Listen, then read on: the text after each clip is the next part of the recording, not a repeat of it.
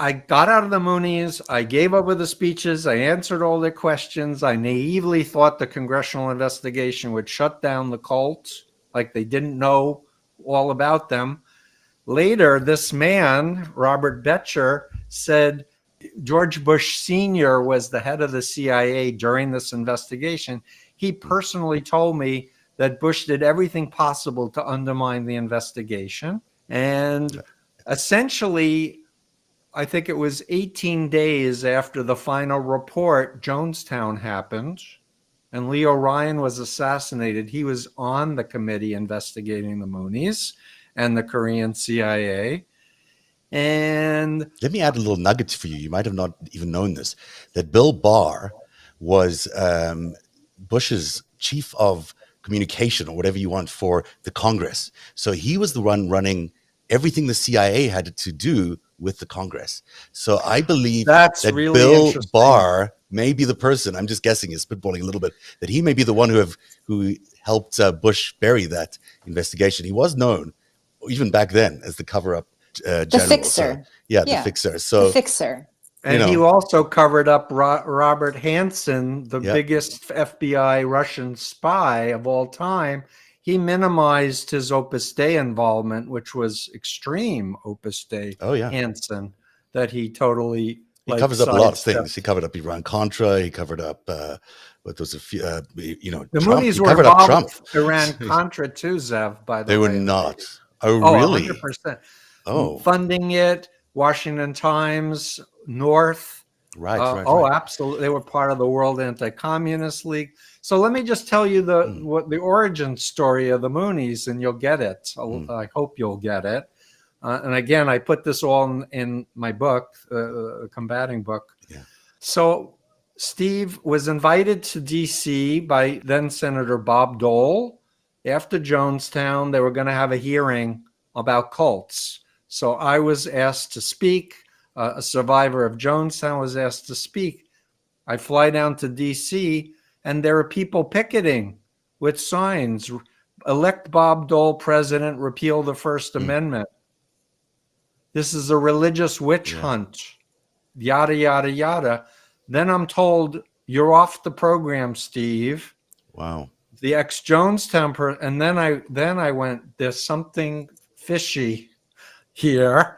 And then I went and I read all 11 volumes of the investigation, which had the transcripts, which included the founder of the Korean CIA, who said under oath that he, quote, organized and utilized the Unification Church for use as a political tool. What does that mean? Does it mean he started it, or does it mean he... No, it means it was in existence, but they wanted a proxy group as a front to do re-education programs like that China had been doing in the 50s to counter North Korean brainwashing. They wanted to do Western brainwashing to stabilize South Korea. And it was only later that some brilliant person, and that's in quotes from the CIA or whatever, said, let's bring them to the United States to counter all the lefties on college campuses that are trying to get us to leave Vietnam. That's so interesting. So I thought the CIA wasn't allowed to operate here. On campus. Yeah. All right. That's interesting. So the point is, you know, a lot of Trump supporters are angry at the deep state, the loaded term for the intelligence community, right? Yeah. What they don't understand is this is a black op of our intelligence, but every other major country does black ops too, and uses proxy groups to fight wars in places so they can say it wasn't us. Yeah, of course. But in fact, I was programmed to die on command or kill on command. I was literally told by Moon that if North Korea invaded South Korea, the Americans, including me, would be sent to the front lines to die. So the Americans would come in militarily and defend South Korea. Oh, that's and I interesting. said, so you're going to be yes, used as father, great father, sure, we'll do it, father, yay! So you were basically told you were going to be sacrificed at the border, so the Americans would come and. That's amazing. I didn't know that at all. Didn't Moon originally start off being like supportive of North Korea? Did he start off He on the was North Korea? born in North Korea. Yeah. And here's another little nugget. Yeah. This is the other Bush presidency, the younger Bush. When it was, remember his axis of evil, and he said North Korea was the axis of evil. So the younger Bush says axis of evil, and I'm hearing about the Moonies setting up a car factory in North Korea, a hotel in North Korea. So I go to my congressman, then Barney Frank, in his office. Yeah. I say, and Barney was willing to sponsor, by the way, a cult awareness day on November 18th in honor of Jonestown and in honor of Leo Ryan's assassination. Never passed. But anyway, I said, Barney, how could we be allowing the Moonies to do stuff in North Korea if they're the axis of evil? He said, I'll get back to you. And then like a month later, he said, special dispensation, Steve. Whatever that means. Interesting. Yeah. So was the intelligence community using the Moonies to build bridges with the North Korean leadership? Very Probably. Plausible to me. Very plausible. I mean, that's how you Yeah. do things if you're an intelligence organization. It's just so surprising, and we'll get into this a little bit later on, but how close they are to the president or the former president of the United States. That seems to me like a Yeah. So back to pretty Trump Yeah. and being paid. So George Bush, who tried to block this investigation, was given $2 million for one speech by the Moonies after he left the presidency. So I figure, with the years and inflation, maybe they paid Trump $4 million or $5 million for a 5-minute endorsement, because they have endless amounts of money. from the CIA of all places. Heidi, I've been talking so much and captivated by all of this. So jump in here, and also the viewers have to questions. ask. Yeah. One thing is, didn't Bush Senior have a little something to do with the CIA? He was the director. He was the head of I know. No, he was the Anyway, so- director, and he blocked the investigation because the CIA was doing an op, and they don't want people to know about it. And how can a convicted felon own and operate a newspaper in our nation's capital without some very powerful people protecting it? And we're talking about post-Watergate here, aren't we? Yeah. 100%. So- and by the way, I fasted for Nixon. Oh, for we're 3 going days to on get the there. We're going to get Capitol there. steps. I've got pictures and everything. But first, Heidi, let's keep going with some of the questions here that from you or from the audience. But there's so much more to come. That's really There's exciting. so much more to come, and we'll probably be unfolding these. But of course, the burning desire, which we can either deliver a little bit of now or include more at the end. The burning desire is people need help dealing with their MAGA relatives, how to undo their programming. They're looking for tips. They're absolutely desperate. And so we can either offer a few words of advice now, so, people can get some relief, or we can build up to that. Let's do it now. I think people really want to know. Well, let me start by saying, when I first got out of the Moon cult, I couldn't call it a cult for months. It was too embarrassing, and I was sure I wasn't brainwashed, but I agreed to the deprogramming just to prove my family wrong. And fortunately, I woke up, and I was willing to eat crow and go and cry and just say, I'm so sorry that I put you all through this. And, I was. How long was so the deprogramming? 5 days. 5 days. But it followed 2 weeks away from the cult, where I had nearly died in a van crash due to sleep exhaustion. Right. So that's what primed me to call my sister, even though I was under orders not to tell my family where I was. Lesson number 1 about mind control: it's not 100%. It doesn't erase your brain. Anyone who has a loved one in a cult who's given up hope and says they'll never leave, you're wrong. You're just plain wrong. And I have a blog with a man who was in the Moonies for 36 years. He got involved when I was in. He left there a number of years ago.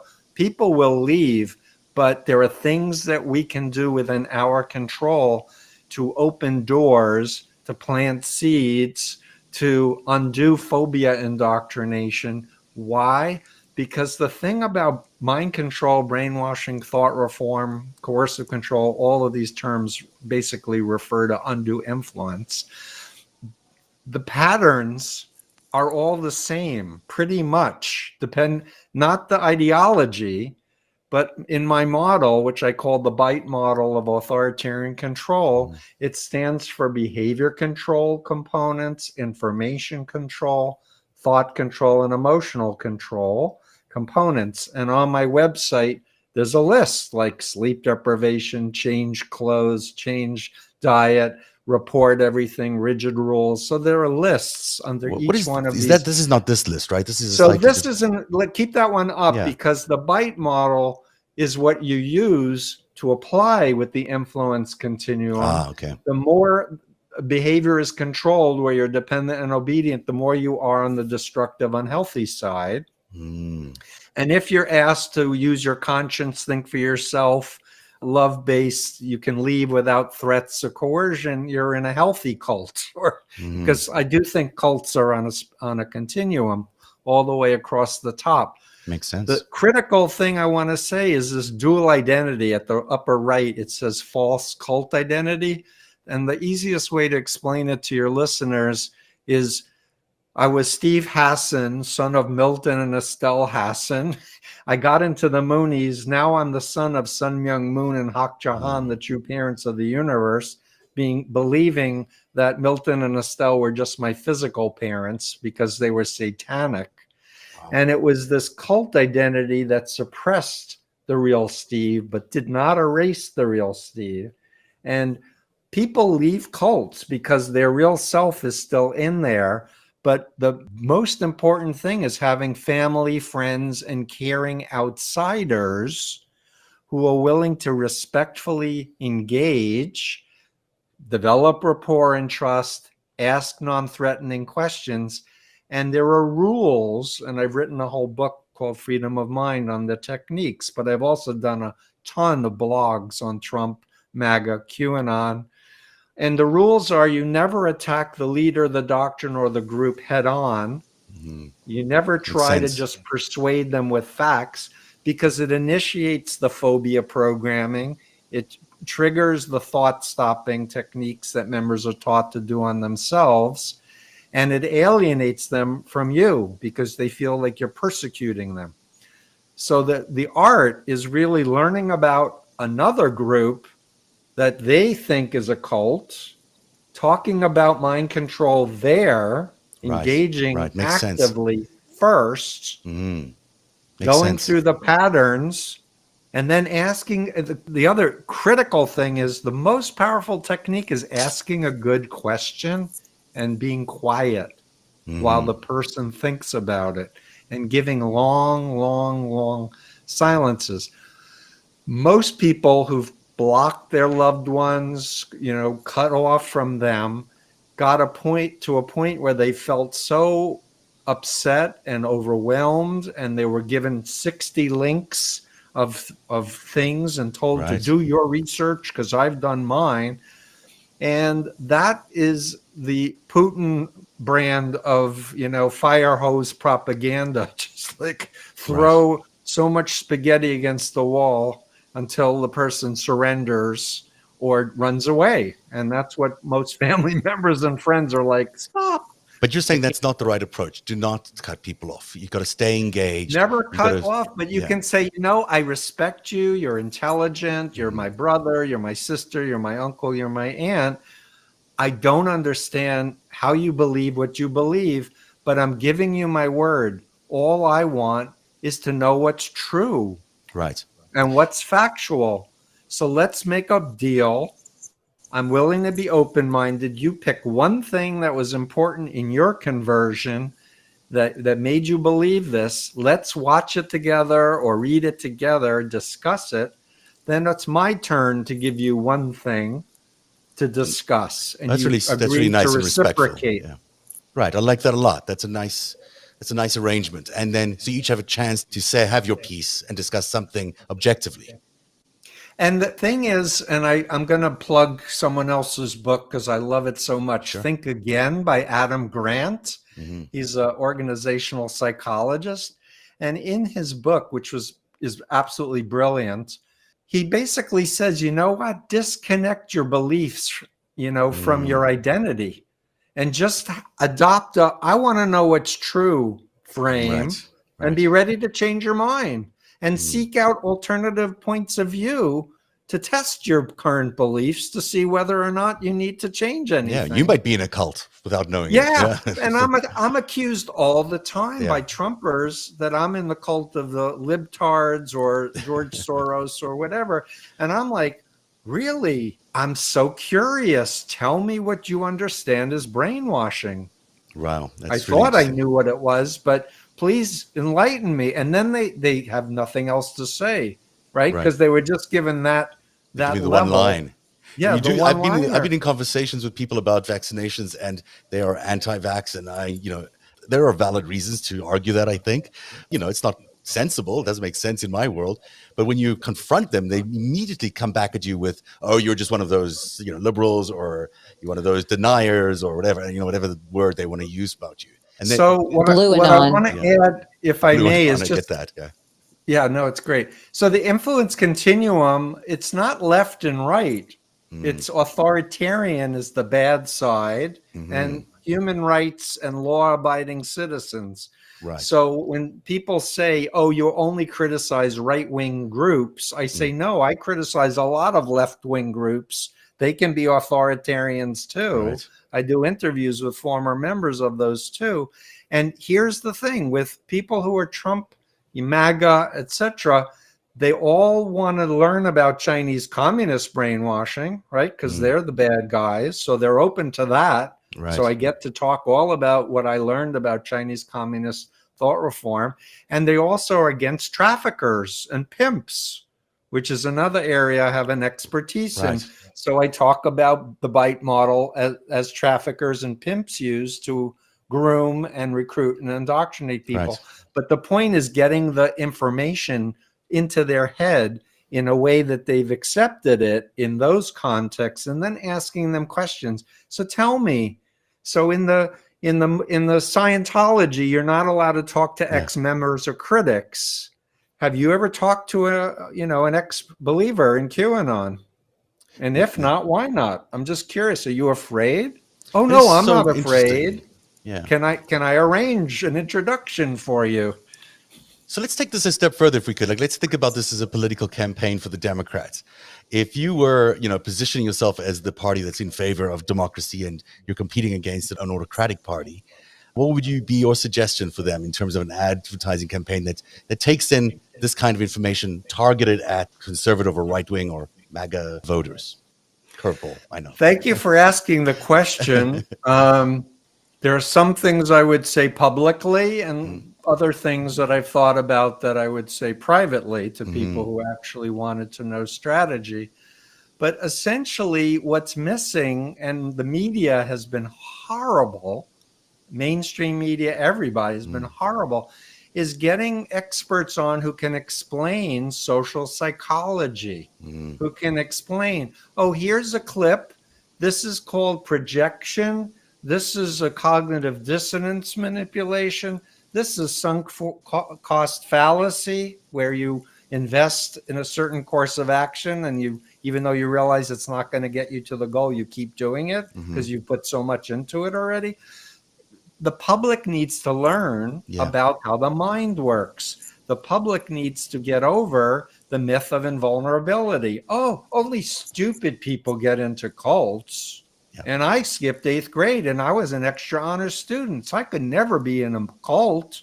In fact, you think some more smarter people would get into cults because they're curious. They would investigate these things in different ways. And the other part of it is the big motivations. They say, what are people's motivations, Steve, for getting involved with cults? So first of all, they don't think it's a cult when they get involved. But the motivation is typically they want to improve themselves, more self-awareness, understanding, more self-efficacy, power, etc. Or they want to make the world a better place. They want to help other people. They want to do good. Those two. Now, if you're a selfish, complacent hedonist, they're not going to get recruited by a cult. They don't want you. Right. They will step aside you. They want the young, and not just young, like elderly too, especially if you have money or special power. I mean, special talents for whatever. They want competent, capable, functioning people, not with mental illness, with drug addictions and other things where they have to take care of the member. Yeah. They want people who are going to be useful to them, and they want people who are smart. Yeah. Yeah, and I was told to recruit people at my level or higher. And Makes I was total sense. actually yelled at because I approached a homeless man because he was not good quality. Which is just exactly what you would not expect a church to really do. But there you go. So. No kidding, because it's not a church. You're right. It's not a church. We've learned that. He's not a reverend. Heidi, let's see if we can fit in a couple of more questions. And then I Dr. do. Hassan You can know, stay with us for a little bit. That'll be great. great thing about having so. studied your work and had you on the show already is that you've given so much insight that I now feel like when I observe some of these charlatans, it's all the same tricks. It's like the whole same bag of tricks. And so what Zev and I have been putting together is we realize that they're selling fear. You have all these little fiefdoms in the major cult of Trump, and they're all selling fear for one way or another. Usually, just like you said with Felon Moon, they have some corruption, some money scam they're working on. This is kind of something that we put together. So the bottom guy you'll recognize is Todd Callender, the Bahamas-based lawyer who went down to Texas to sell fear about the vaccination, who's has this anti-vaxx site, promoting various drugs. And then he has ties to Russia. And then his family has a vaccine company doing a big deal in India. Right there in the center is a woman we've been tracking, Lee Dundas. She's another lawyer. She goes up and down and all over the place to try to scare people out of vaccines and masking. And she terrorizes school boards and has brought Nazi flags, and school board people have resigned because of her. The guy above there is a pastor who's been on a month-long tour in America.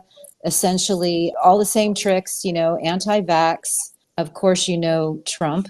Dr. Simone Gold, her organization we said at the top of the show, just got, exposed for having been profiteering off of selling anti-vax rhetoric and then offering the drugs that they push. And of course, there's another son of Felon Moon.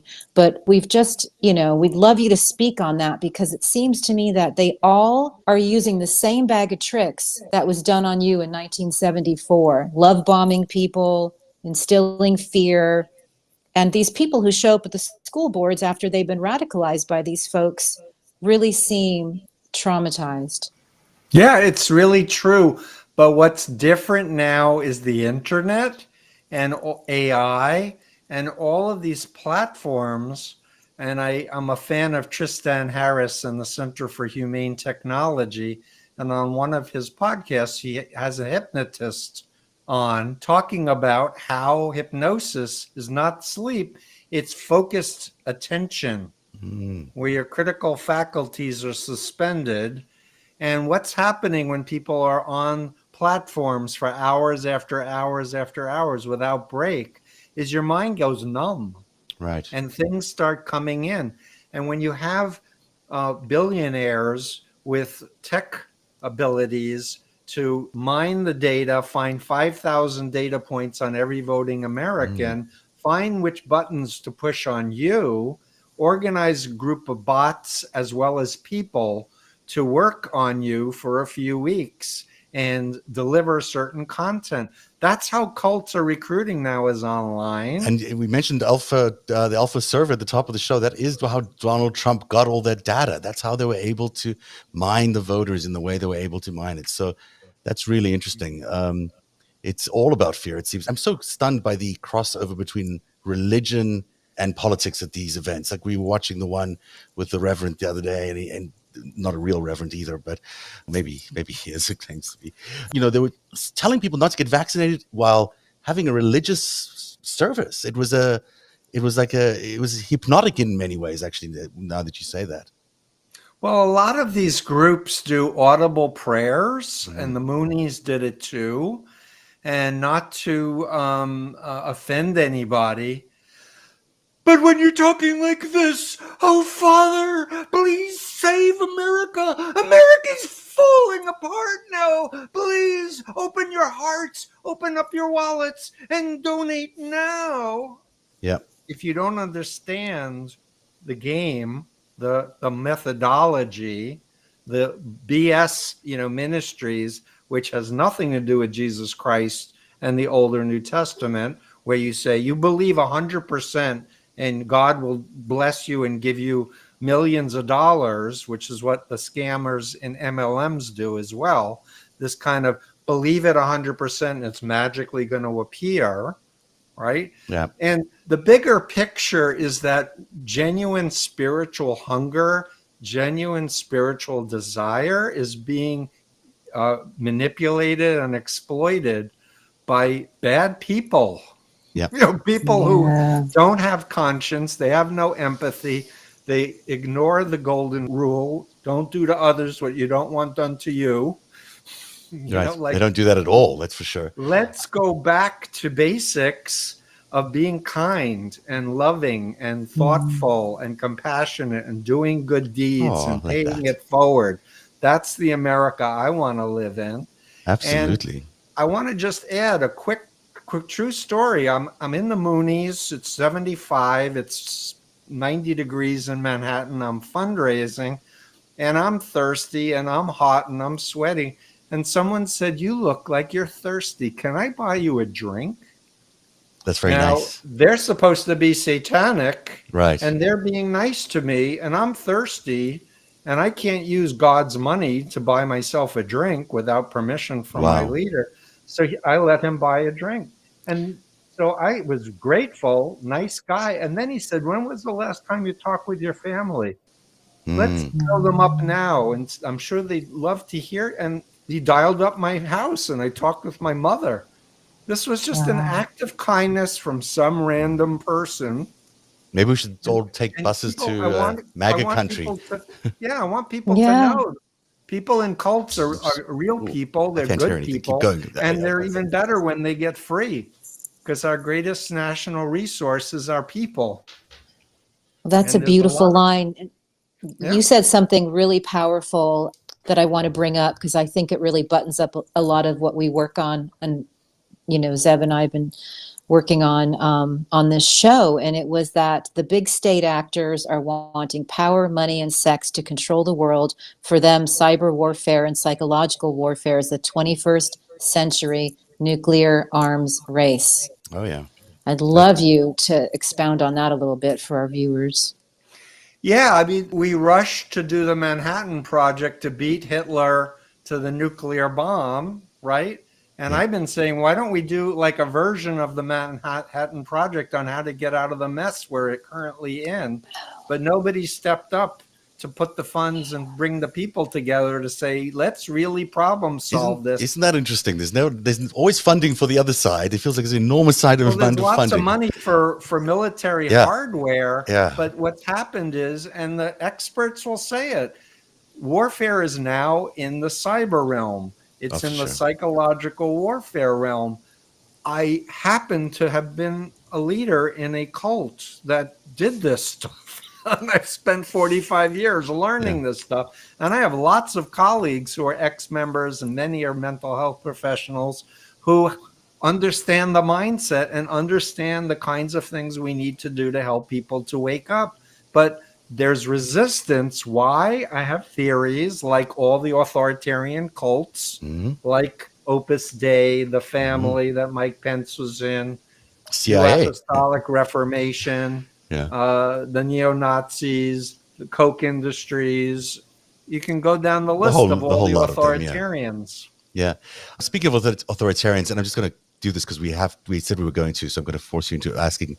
You were there on this day. This is where am I? I don't see myself. Where are you? Let's see if we'll look through some other pictures here. We don't actually see you, but you tell us you were there. So that was Neil Salonen in this picture. Yeah. And I was actually, Moon moved the headquarters from DC to Manhattan and made the national headquarters in Manhattan. And I was moved into the national headquarters to be an example for Neil Salonen, that guy, to follow, because Moon liked my type of Moonie, because I would do whatever I was told without question. And look, these pictures are really fascinating to me. I actually didn't know this event took place, but this was a 3-day prayer event during Watergate. And they were basically praying for Nixon and everybody, I guess, involved in the Watergate committee hearings, but still mostly for Nixon. And these pictures are stunning to me that everyone's walking around with these. This is a Korean cult protesting for Nixon in broad daylight. I mean, it just seems so odd. It just feels like it doesn't fit in. I was there. Yeah. So I got to tell you a quick story. I know we're running over, but Yeah. I have to tell you this Go for story. it. So my father had a hardware store that he got from his father in Ozone Park. Wanted me to take it. I didn't want to. I wanted to be an English writing person. And he voted for Nixon. I voted for McGovern. And we would fight at the dinner table because I'd be like, Dad, how could you vote for him? He's such a crook. Yeah. He's so tricky dicky. Come on, Dad, wake up. Yeah. Like, smell the coffee, right? So I'm in the cult. They send me to DC. I'm fasting. The cult Steve goes, let me call my father. Hey, Dad, I'm in the Capitol. I'm fasting for Richard Nixon to be president. My father says, Steve, you were right. He's a crook. I said, Dad, you don't understand. God wants him to be president. He said, Steve, now I know you're brainwashed. The guy's a crook. True story. That's a good story, actually. It's interesting that I'll just leave you with one last thing here, because you asked last time if we knew that OANN was part of the Washington Times or connected to the Washington Times organization. And the way we found out is because apparently the owner of OAN, we think at least one of the people involved in this prayer event in 1970, whatever it was. And we know that it's part of the Washington Times newspaper group because the original plan was for OANN to launch as a part of the Washington Times. It was essentially a partnership between this private company and the Washington Times to start a TV network off the back of the Washington Times. So, many years later, it still operates. Same owners. I suspect the same owners get the same money from the same Moonies as the Washington Times, because there's no real other way for these people to survive as a network. So, I found out that James Whalen, the founding editor of the Washington Times, was a longtime Council for National Policy member. Yes, I read the Moonies were all about that in the CNP. So all the players are still around for decades later, and Sean Moon was at the January 6th. A couple of Moonies, I think, were arrested, and they are buying compounds to train people for civil war with his brother Justin's gun factory. Exactly. It makes assault rifles. Yeah. And Trump rifles. So there you go.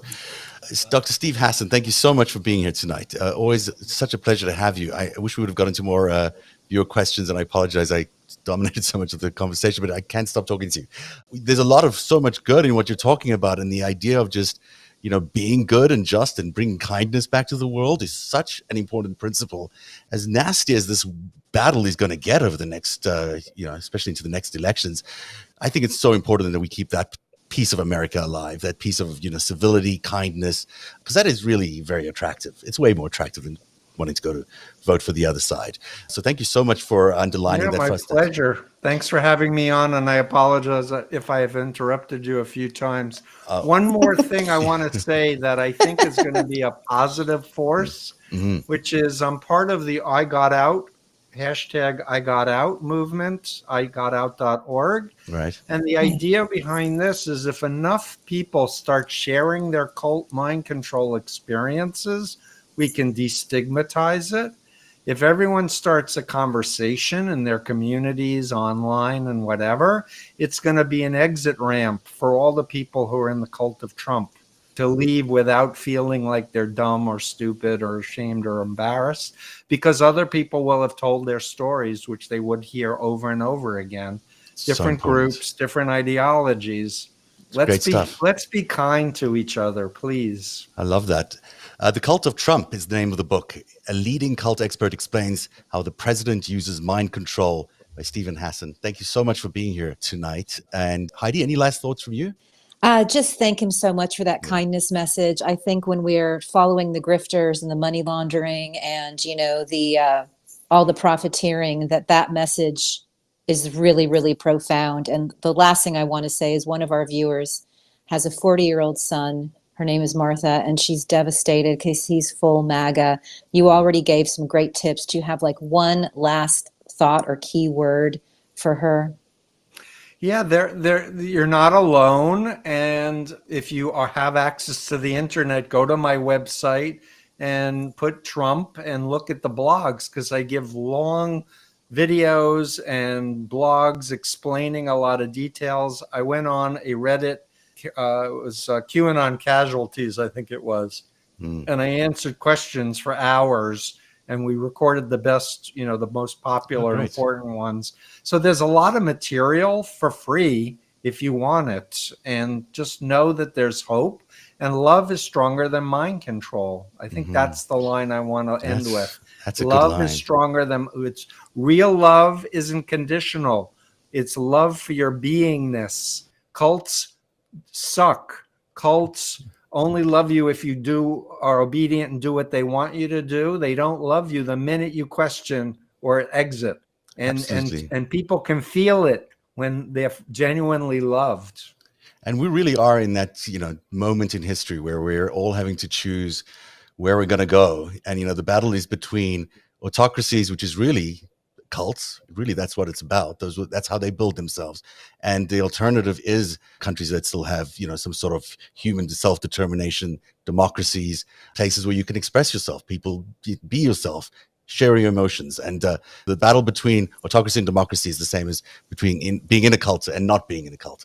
So thank you, Dr. Hassan, and thank you, Heidi, and thanks to everyone who watched at home. This was a really amazing show, and we really had a good time. And we'll be back on Friday with the after show with LB and Greg, and we'll see you then. Have a good night, everybody.